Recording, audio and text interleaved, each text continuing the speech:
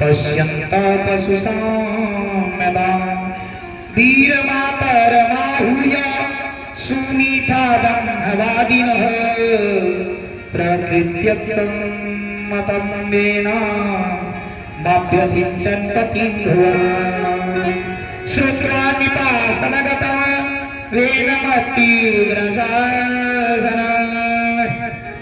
नीलिर्योदयस्वः सद्य पर्वतत्ताइव कवः। महाराज अंग महाराज का पुत्र जो बेन था बड़ा ही दुष्ट था। इस बेन को इतना समझाए अंग महाराज, लेकिन अंग महाराज के एक भी बातों को नहीं मानता था। इसके माता का नाम था अंग महाराज की पत्नी सुनीता। ये पुत्र वत्सल थी, इसका पुत्र के प्रति प्रेम रहता था हमेशा। वैसे तो हर माताओं का प्रेम पुत्र के प्रति अत्यधिक रहता है महाराज, लेकिन अब अंग महाराज इतना समझाए, समझाने के बाद इसके ऊपर कोई फर्क नहीं पड़ा। आज अब कोई फर्क नहीं पड़ा तो धीरे से रात्रि में समझा करके हार गए अंग महाराज।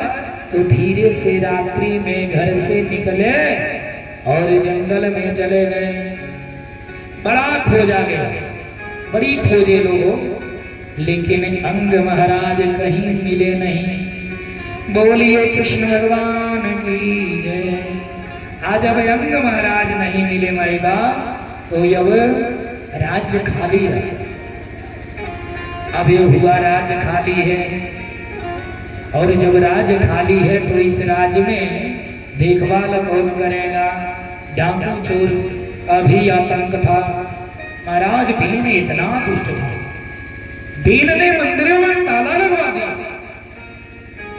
उसने कहा किसी मंदिर में पूजा नहीं होना है, मेरे राज्य में किसी मंदिर में पूजा नहीं होगा। कोई साधु संत पूजा करता मिला तो उसे दंड दिया जाएगा। और अंत में ऐसा हुआ ना महाराज, इतना दुष्ट था कि वो क्षेत्र से डाकू चोर सब क्षेत्र छोड़ के भाग गए कि अगर अंग पकड़ेगा, ये बेन पकड़ेगा ना तो सीधे सजा नहीं देगा, सीधे मौत के घाट उतारेगा। बोलिए कृष्ण भगवान की जय। अब इसके डर से चोर डाकू सब क्षेत्र छोड़ के भाग गए।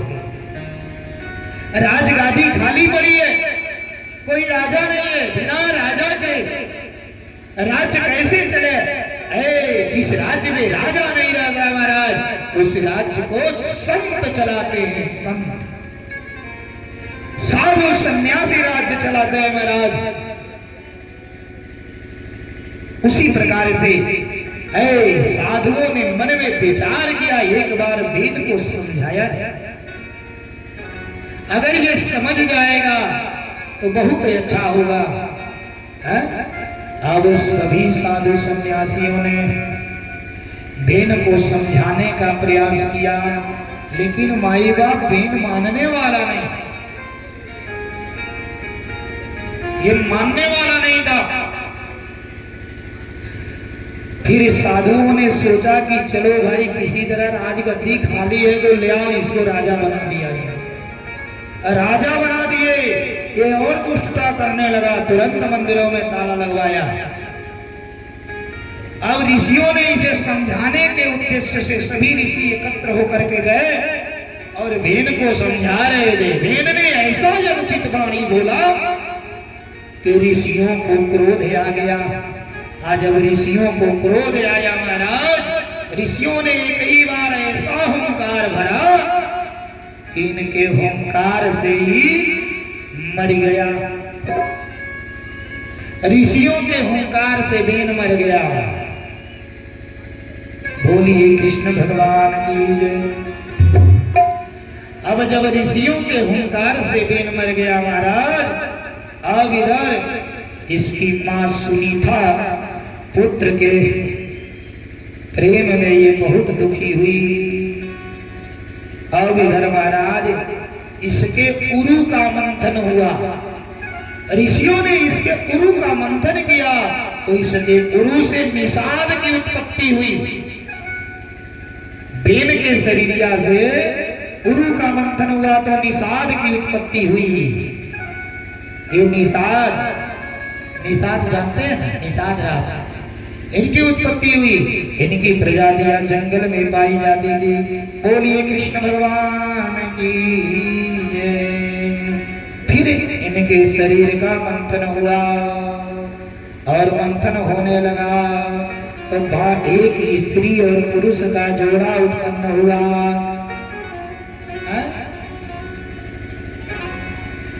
बाएं अंग से स्त्री और दाहिने अंग से पुरुष उत्पन्न हुए। पृथु और अर्ची महारानी जो साक्षात विष्णु और लक्ष्मी के अवतार हुए। बोलिए पृथु महाराज की जय। श्री कृष्ण कन्हैया लाल की जय। श्री बाल कृष्ण लाल की जय। पृथु महाराज का उत्पत्ति हुआ।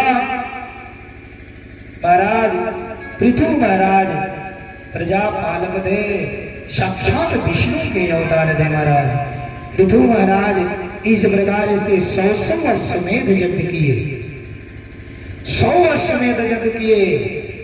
एक बार तो पृथु महाराज जब यज्ञ कर रहे थे ना, उसी समय पृथु महाराज के यज्ञ का घोड़ा छोड़ा गया, जिस घोड़े को इंद्र ने चुरा करके इंद्र ने चुरा करके उस घोड़े को लेकर के भाग रहे थे। उस समय महाराज पृथु का लड़का इंद्र को पकड़ने का प्रयास किया। जब इंद्र को पकड़ने का, इंद्र घोड़े को छोड़ करके छिप गए, जिससे इंद्र का काफी निंदा हुआ। पृथु महाराज ने अपनी प्रजा की रक्षा करने के लिए महाराज 7 समुद्र का निर्माण करवाए। रथ लेकर के इस पृथ्वी का 7 परिक्रमा किए। रथ पर बैठ करके पृथु महाराज और 7 समुद्र का निर्माण हुआ। सुंदर जल की व्यवस्था बनवाए।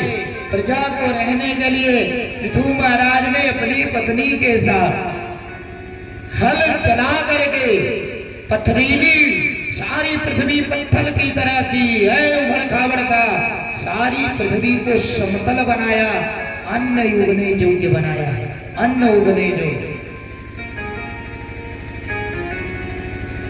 और इस प्रकार से पृथु महाराज ने प्रजा की देखभाल की।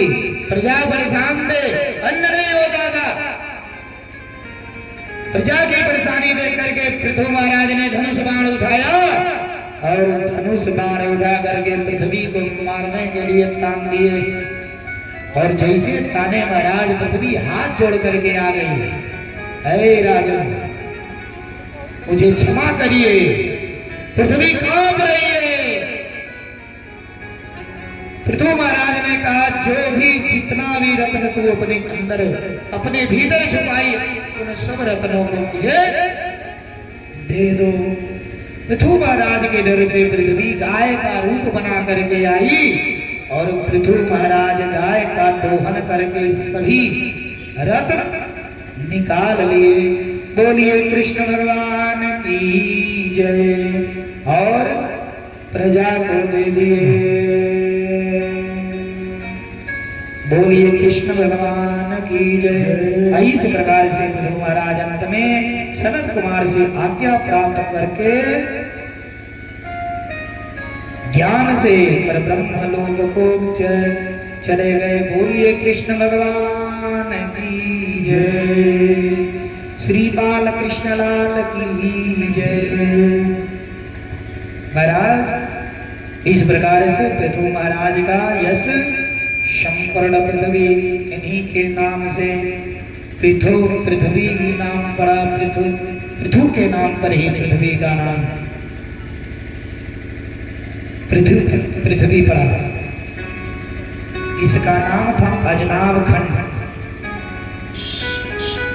पृथु महाराज के नाम पर पृथ्वी परा। बोलिए कृष्ण भगवान की जय। पृथु महाराज ने अपने प्रजा को उपदेश लेकर के वैकुंठ को चले गए। सपत्नी वैकुंठ गए थे, पत्नी के साथ वैकुंठ गए। बोलिए कृष्ण भगवान की जय। सीता राम राम राम सीता